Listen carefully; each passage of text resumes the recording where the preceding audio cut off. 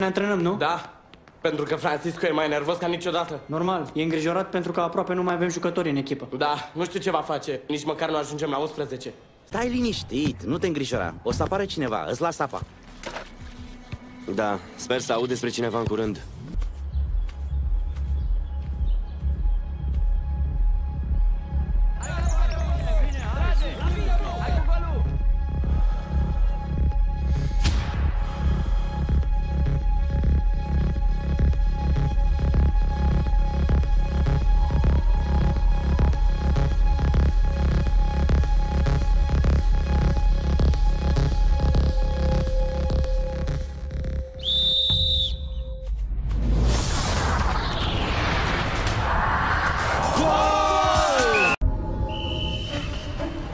Și nu ne-am înșelat. E un jucător incredibil. Este atacantul de care avem nevoie. Conceptul este de a da jucătorilor o pregătire integrală. Dar e tot ce am visat vreodată, să jucăm pentru Șoim.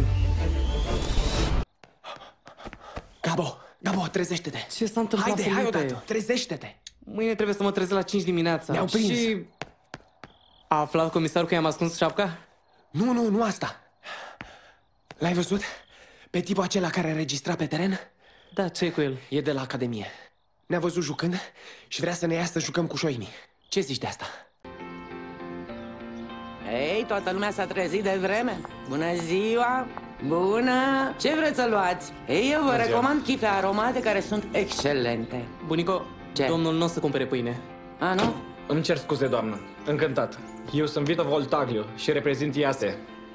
Este un colegiu care se specializează în sport și genul ăla de lucruri. Ah, Este Institutul Academic Sportiv, înființat de către Roberto Di Marco. el este de pe timpul meu, Șoimul Di Marco. Așa este. Conceptul este de a da jucătorilor o pregătire integrală, academică și sportivă. Ca băieții să obțină asta și să-și poată administra propriul viitor. Foarte bine. E o idee grozavă, dar ce legătură are asta cu noi? În situații speciale, oferim burse pentru jucătorii talentați care nu au resurse financiare astfel încât să studieze. Și ieri ne-a văzut pe noi jucând. Vrea să ne ia la Academie! Pe amândoi!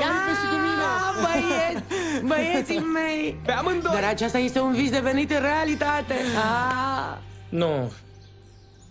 Nu, scuze, e o neînțelegere. Oficialitățile m-au autorizat numai cu o singură bursă. Noi doi facem pereche. Eu distribui jocul și el dă golurile. Ne-ai văzut? Da, știu.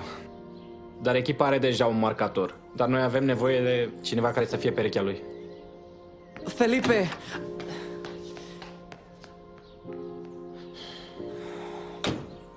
Asta nu trebuia să fie așa.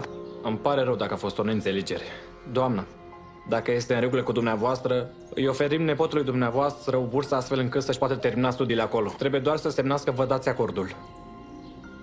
Gambo, este tot ce ți-ai dorit mereu. Da, dar nu așa. Nu pot să-i fac asta lui Felipe.